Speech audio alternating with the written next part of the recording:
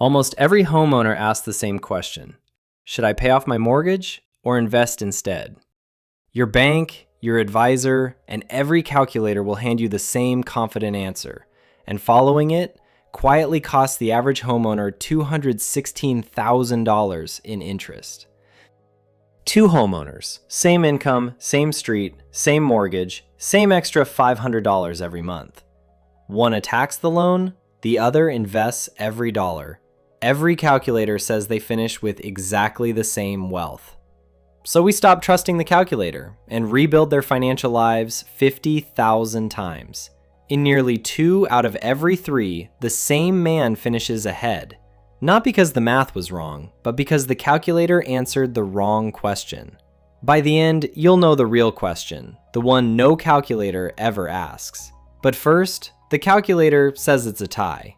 Year 8 proves it isn't. Jake and Marcus buy identical houses on the same street the same year, $350,000 each. 30-year fixed at 7%. Monthly payment, $2,329. Follow that to the end, and each of them will pay the bank $838,281. Only $350,000 of that is the house. The other $488,281 is pure interest. Both men also have an extra $500 a month, and this is where they split. Jake throws his $500 at the mortgage principal every month. No brokerage account, he just wants the debt dead.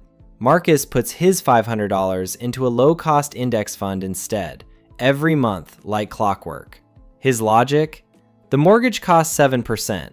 The market should pay about 7% over the long run, so why rush the bank? Same money, opposite bet. And to see why it's wrong, you first have to see why it looks so right.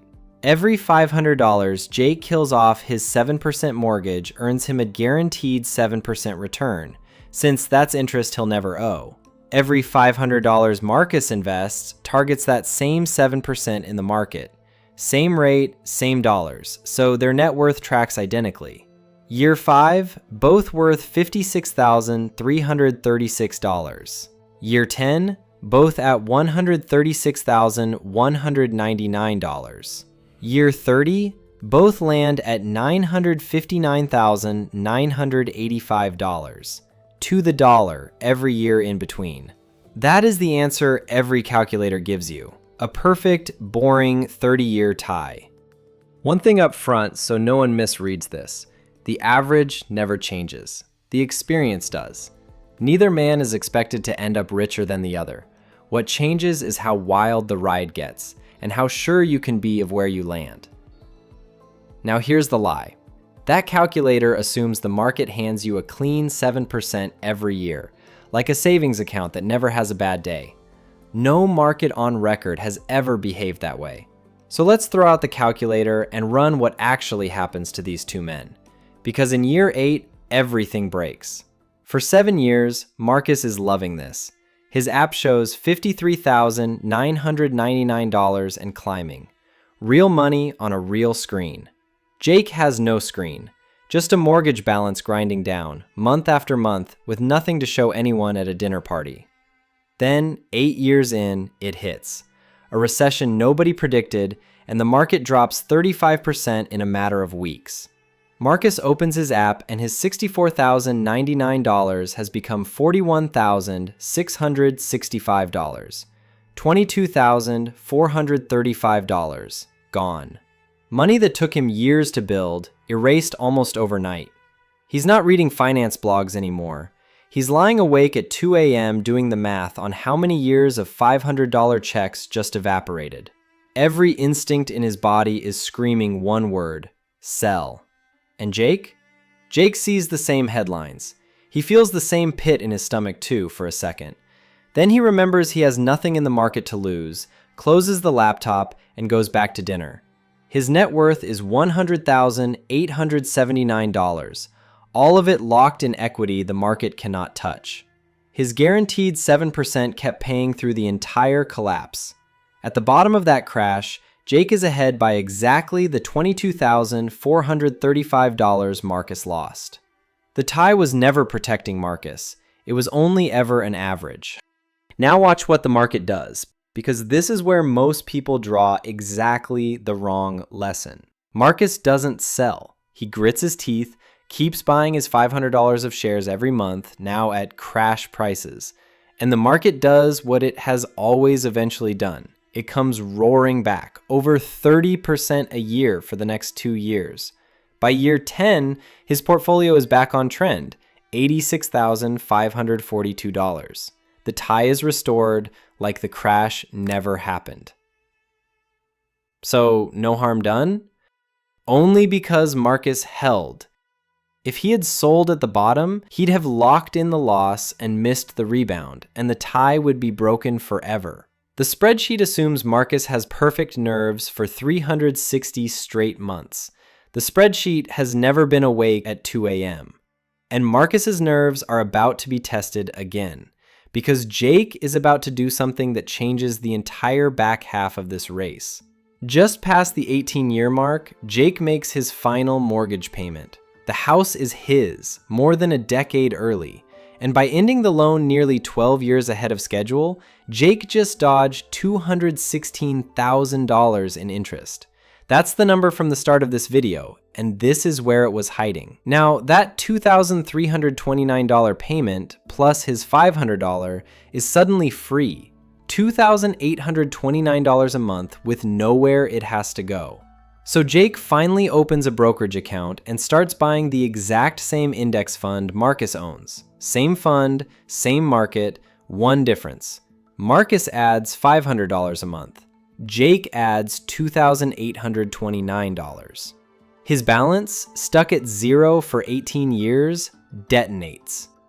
The gap that took Marcus 18 years to build, Jake erases in a little over a decade. By year 30, they land in the exact same place. The same portfolio, the same $959,985 net worth. On paper, the tie holds all the way to the finish line. But you already know the paper is a lie. We watched one crash nearly break Marcus. So here's the real question. Across every crash, every boom, every possible ordering of good and bad years, who actually wins? We didn't guess. So we gave these two men 50,000 different lifetimes, with real market volatility, every possible ordering of good years and bad, and Jake came out ahead in nearly 2/3 of them. Here's the thing the calculator quietly hid from you. It showed you the average and stopped there. It never showed you the spread.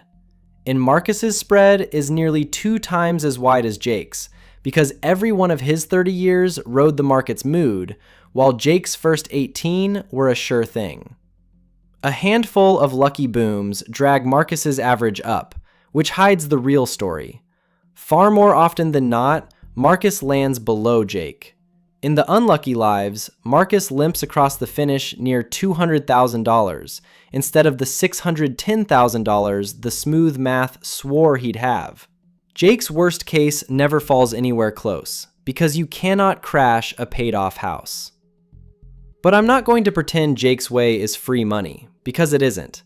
In the lucky lives, Marcus wins, and he wins big, sometimes finishing north of $1.3 million, while Jake sits near $1 million. Marcus is holding the ticket that can soar or collapse. Jake is holding the boring one that lands roughly where he expects, almost every time. So the tie was never really a tie. It was a coin flip wearing the costume of a sure thing. Before you saw that, which one would you have bet on? Tell me in the comments. I'm curious how many of you picked Marcus. So here's how you actually decide. The calculator asked, which earns more? The real question is, which risk can you live with? And it breaks into 3 honest parts. 1. What's your rate? At 6-7% or higher, paying down the mortgage is a guaranteed return most safe investments can't beat. At 3 or 4% from the cheap years, the long-term math genuinely leans toward investing instead. 2. How steady are your nerves really? Not on a calm Tuesday. At 2 a.m., in week 6 of a crash, watching years of savings evaporate. Jake's plan works even if he'd panic, because the bank enforces it for him. Marcus's plan only works if he never once flinches in 360 months. 3. Which mistake can you live with? Paying off early and watching a bull market run without you, or staying invested and meeting a crash right when you needed the money. Nothing erases the risk. You only get to choose which risk is yours. The calculator was never lying about the math. It was lying by leaving out the risk. It handed you an average and called it a promise. The right move isn't the one that wins in a spreadsheet. It's the one you can actually hold on to for 30 years, including the nights no spreadsheet knows anything about. That's the Ben factor.